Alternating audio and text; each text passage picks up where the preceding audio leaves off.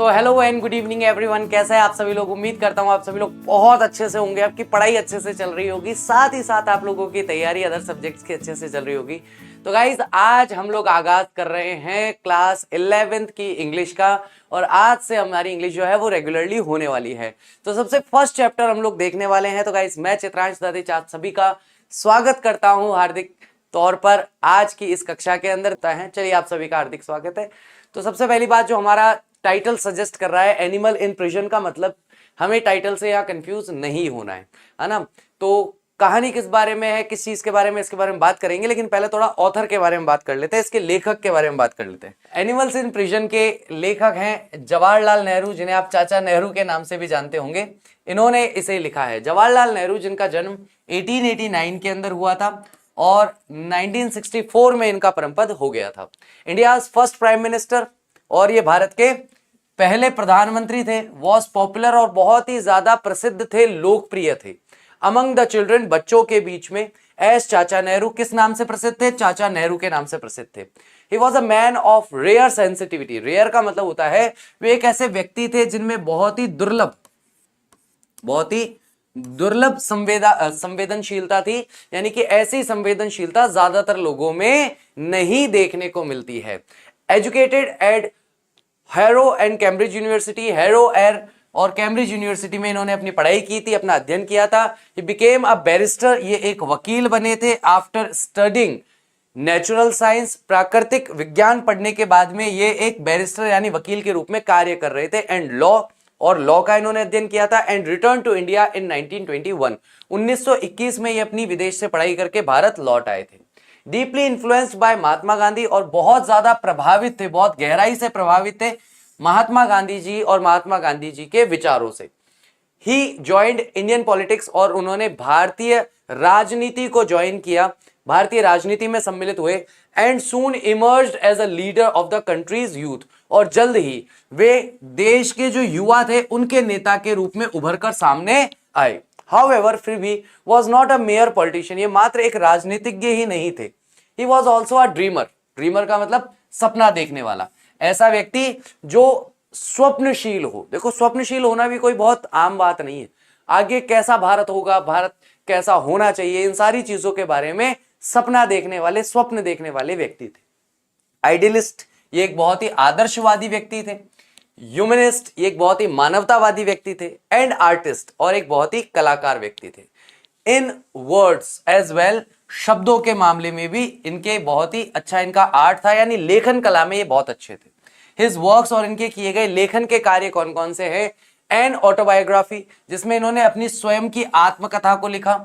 The discovery of India, discovery of India इन्होंने लिखा। फिर glimpses of the world history, और विश्व का जो इतिहास है उसकी झलक के बारे में लिखा। And letters from a father to his daughter, और इन्होंने लिखा कि भाई पत्र जो कि एक पिता के द्वारा अपनी पुत्री को लिखे गए। Are remarkable for a rare vigour and beauty, ये रिमार्केबल यानी कि बहुत ही ऐसे काम हैं जिन्हें आप रिमार्क कर सकते हैं, यानी कि जिन्हें बहुत ही आप अच्छे तरीके से देख सकते हैं। फॉर अ रेयर वेगर, जिन मतलब इनमें एक बहुत ही दुर्लभ शक्ति थी, ताकत थी एंड ब्यूटी थी। They established him as a master of English prose, उन्होंने अपने आप को स्टैब्लिश किया, उन्होंने अपने आप को स्थिर किया। किस रूप में किया? A master of English pros, यानी कि एक बहुत ही महान व्यक्ति, एक बहुत ही अच्छे व्यक्ति जो कि इंग्लिश प्रोज यानी कि अंग्रेजी भाषा के गद्य को लिखते थे। वाइल इन प्रिजन, जब ये जेल में थे, अब ये जो है ना एनिमल इन प्रिजन, उसके बारे में बताया गया। वाइल इन प्रिजन, जब ये जेल में थे, बिफोर इंडिपेंडेंस, भारतीय स्वतंत्रता से पहले। ही रेड बुक्स, वे किताबें पढ़ते थे। ऑब्जर्व्ड नेचर, और बहुत अच्छी तरीके से निरीक्षण करते थे, परीक्षण करते थे, जानते थे, समझते थे, महसूस करते थे प्रकृति को, है ना। Dreamed a time at times, और सपने देखते थे उस समय के। And wrote in his powerful and poetic style, और इसे बहुत ही शक्तिशाली और बहुत ही कविता वाली स्टाइल में उसे लिखते थे। अबाउट ऑल दैट, इन सब चीजों के बारे में। ही थॉट एंड फेल्ट, जो भी चीजें ये सोचते थे या महसूस करते थे। हिज एलिगेंट पोएटिक प्रोज, और इनके बहुत ही शानदार बहुत ही लाजवाब जो पोएटिक प्रोज थी, यानी कि कवित्व वाले जो गद्य थे, यानी कि कविता वाले जो गद्य थे, is best captured in his autobiography, इसे बहुत अच्छी तरीके से संजो कर रखा गया है उनकी आत्मकथा में। द फॉलोइंग एक्सट्रैक्ट, आगे आज हम जो चैप्टर पढ़ने वाले हैं, टेकन फ्रॉम एन ऑटोबायोग्राफी, ये इनकी ऑटोबायोग्राफी से लिया गया है, ये इनके जीवन की आत्मकथा से लिया गया है। किससे लिया गया है? इसे आत्मकथा से लिया गया है। रिवील्स, जो कि दर्शाता है नेहरूज लव फॉर नेचर, के नेहरू जी जो हैं वो प्रकृति से कितना प्रेम करते थे। इट इज रिमार्केबल, ये एक बहुत ही उत्कृष्ट है। How he derives pleasure from watching different animals, कि कैसे वो आनंदित होते थे या कैसे उन्हें बहुत आनंद मिलता था जब वे अलग अलग जानवरों को देखते थे। And give respect even to the tiniest animals, और सबसे छोटे जो जिनको हम जीव कहते हैं, जंतु कहते हैं ना, छोटे जीव जंतुओं को भी ये बहुत ज्यादा रेस्पेक्ट दिया करते थे। The piece is a wonderful example of live and let live, और ये जो पीस है यानी ये जो हम पढ़ रहे हैं ऐसे, ये एक बहुत ही उत्कृष्ट, एक बहुत ही शानदार लाजवाब उदाहरण है किस चीज का? जियो और जीने दो का उदाहरण है। तो हमारे चैप्टर का नाम है एनिमल इन प्रिजन। तो एनिमल इन प्रिजन का मतलब ये नहीं है कि जानवरों को उठाकर जेल में बंद कर दिया गया है, तो ये ऐसे इस बारे में नहीं है। ये ऐसे किस बारे में है? स्वतंत्रता संग्राम से पहले, यानी कि भारत को स्वतंत्रता मिलने से पहले जवाहरलाल नेहरू जो हैं इनको क्या कर दिया गया था? देहरादून की एक जेल में बंद कर दिया गया था, और बाकी जेलों की तुलना में वो जेल बहुत ही छोटी जेल थी, और वहां की जो सेल थी जिसको हम कहते हैं जेल की कोठरी, ये कोठरियां या जो कमरे होते थे जेल के, ये भी बहुत छोटे हुआ करते थे, और इन छोटे छोटे कमरों में भी छोटे छोटे जीव जंतु, ततैया और इस तरह के जीव जंतु हुआ करते थे। ततैया नहीं होते वो जो छत पे अपना घोंसला बना लेते हैं, छत्ता बना लेते हैं, तो ततैया वगैरह सारे के सारे जीव वहां पर इन्हें देखने को मिलते थे। डॉग्स वगैरह, बिल्लियां वगैरह देखने को मिलती थी। क्षुद्र जंतु जिनको बोलते हैं, छोटे जीव जो हैं वो भी यहाँ पर इन्हें देखने को मिलते थे। और ये कहते थे कि उस समय मेरे अकेलेपन में ये सारे मेरे साथी थे, ये सारे मेरे दोस्त थे, इन्हें देख करके मुझे बहुत ही खुशी, बहुत ही प्रसन्नता महसूस होती थी। हालांकि वो बहुत छोटा जेल था, वहां पर कैदियों के घूमने फिरने के लिए ज्यादा जगह नहीं थी, टहलने के लिए ज्यादा जगह नहीं थी, इसलिए जो जेल वाले हैं उन्होंने कैदियों को, सभी कैदियों को, चाहे ग्रेड ए के कैदी हो, ग्रेड बी के कैदी हो, सभी कैदियों को अनुमति दी गई थी, उन्हें अलाउ किया गया था कि जेल का जो मेन डोर है, जो कि ज्यादा दूर नहीं, मतलब 200-300 मीटर का ही एक एरिया होता था, वहां पर टहलने की इजाजत दे दी जाती थी। अब अगर आप देखेंगे कि भाई देहरादून के अंदर एक जेल है, तो देहरादून का जो प्राकृतिक दृश्य है, भूदृश्य जो है वो बहुत ही सुंदर है। तो यहां पर पंडित जवाहरलाल नेहरू जो हैं वो कहते हैं कि भैया मैं जेल की खिड़की से बाहर तो पहाड़ों को नहीं देख पाता था, लेकिन जब मैं टहलने के लिए निकलता था तब मुझे जेल के सामने की सड़क भी दिखाई देती थी, आसपास का जंगल भी दिखाई देता था, और बड़े बड़े सुंदर पहाड़ भी दिखाई देते थे। लेकिन उन दृश्यों को मैं अपने दिल में बसा लेता था, अपने दिल में जमा लेता था, और लगातार उन्हीं के बारे में चिंतन करता रहता था, लगातार उन्हीं के बारे में सोचता रहता था। बल्कि बाकी कैदी, जब वहां तेज मूसलाधार वर्षा होती थी और वहां पर घुटनों तक पानी भर जाता था, तो ज्यादातर कैदी बाहर टहलने के लिए या घूमने के लिए नहीं निकलते थे, लेकिन उस समय भी मैं निकलता था और उस घुटनों तक पानी में चलता रहता था, टहलता रहता था, और सामने के भूदृश्य को, मूसलाधार वर्षा जो कि एक पहाड़ी क्षेत्र में हो रही है, उसे देख करके बहुत ही आनंदित होता था।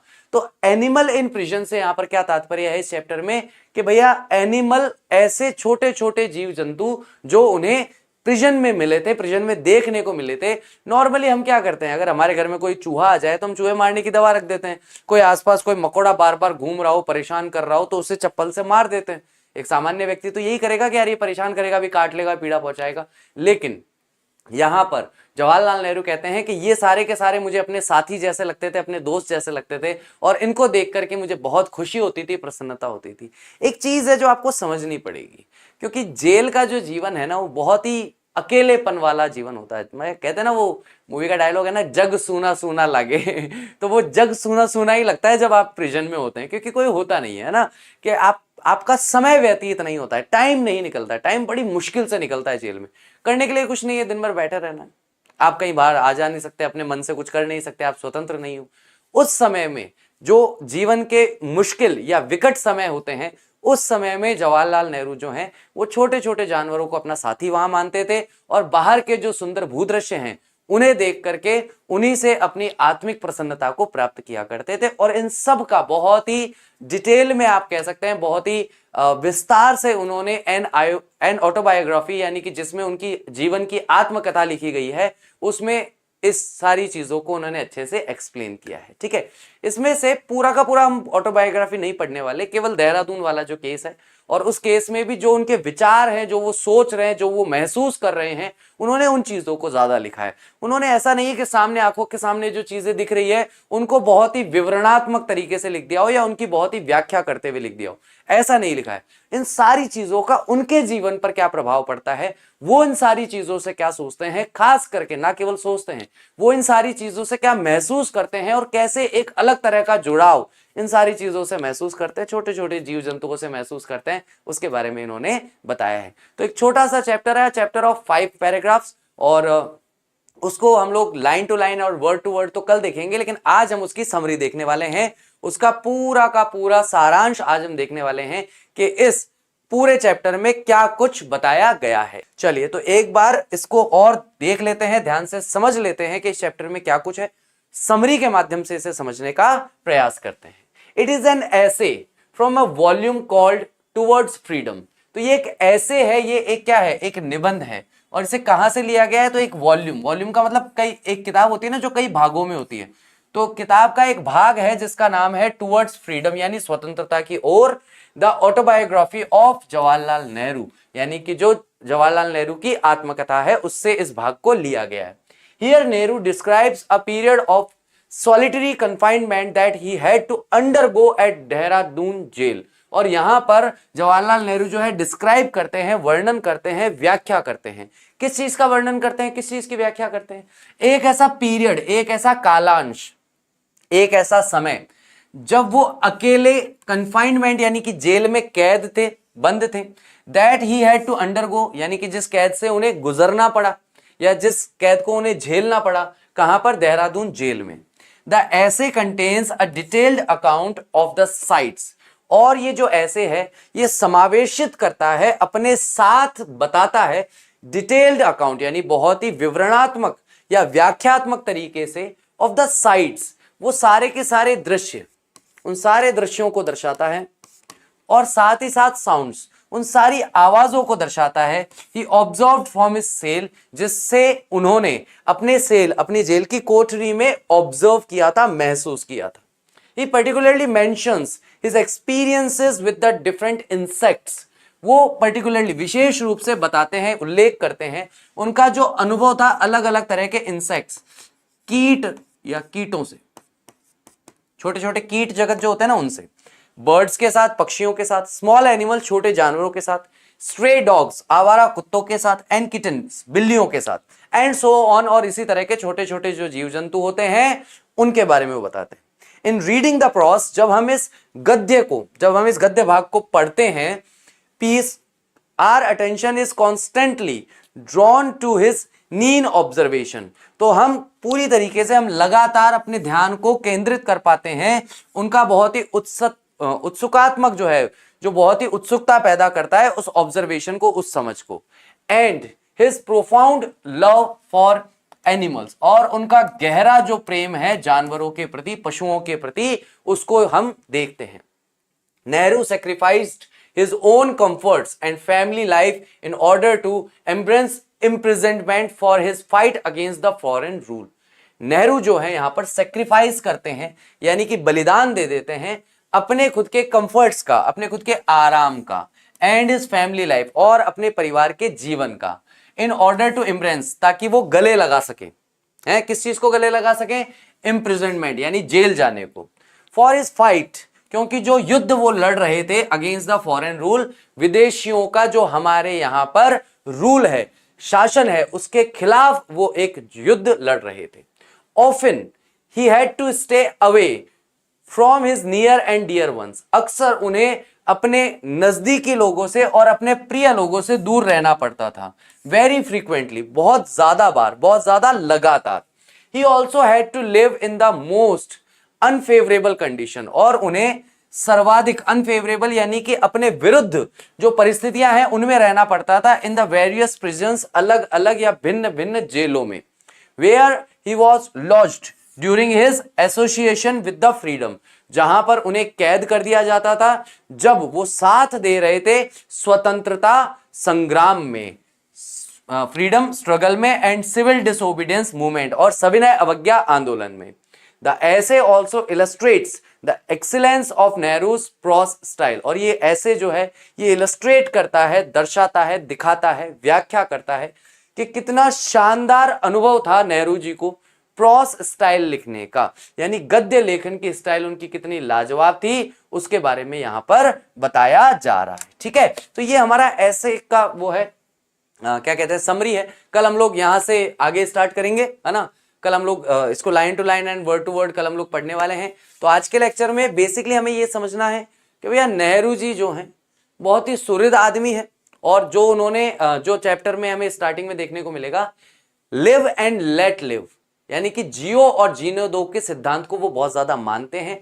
और ये जो उनका जीवन का सिद्धांत है ये हमें इस ऐसे में, इस निबंध में भी देखने को मिलेगा, जहां छोटे छोटे जीव जंतुओं पर भी वो कोई हिंसा नहीं करते हैं, उन्हें मारते नहीं है। उनके जेल में एक ततैये का छत्ता है, लेकिन वो कभी भी उसे तोड़ते नहीं है, हटाते नहीं है। जेल वालों को नहीं कहते कि भैया ततैये मुझे खा जाएंगे, इनको यहां से उठा के बाहर निकाल दो। ठीक है, तो इसलिए आप लोगों के लिए बहुत ही अच्छा चैप्टर है, बहुत ही शानदार चैप्टर है। इसको कल हम लोग देखने वाले हैं। अगर अभी तक आपने हमारे चैनल को सब्सक्राइब नहीं किया है तो सब्सक्राइब कर लीजिए, लाइक नहीं किया है वीडियो को तो लाइक कर दीजिए, अपने फ्रेंड्स के साथ, अपने क्लासमेट्स के साथ इस वीडियो के लिंक को जरूर शेयर कीजिए, है ना। इतनी तो हम लोग आप लोगों से गुरु दक्षिणा की उम्मीद कर ही सकते हैं, ज्यादा नहीं भी करें तो प्लीज थोड़ा सा साथ दीजिए ताकि हम और अच्छे से ग्रो कर सकें और ज्यादा से ज्यादा जरूरतमंद बच्चों तक पहुंच सकें।